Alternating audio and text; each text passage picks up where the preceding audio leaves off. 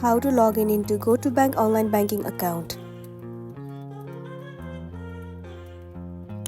The very first thing you want to do is to head over to any of the web browser, or you can move into Safari if you're on your iOS device. Let's move into Safari for now. Once you're in here, in the source bar, search for Go2 Bank online banking login. Different sites will be available to you, but what you want to do is head over to the very first site, log in to Go2 Bank. Well, it will land you on the official page of Go2 Bank. As we're looking forward on how to log into the account, the very first thing you want to do is to enter the email address that you are associated with, and then enter the password that you have created before. If you want them to remember your password, then click on this checkbox Remember Me.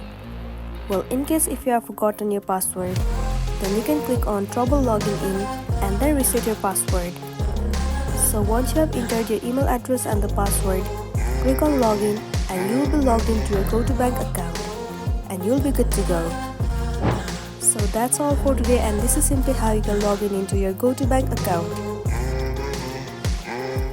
Make sure to smash the like button and consider subscribing if you found this video helpful. We'll see you in the next one.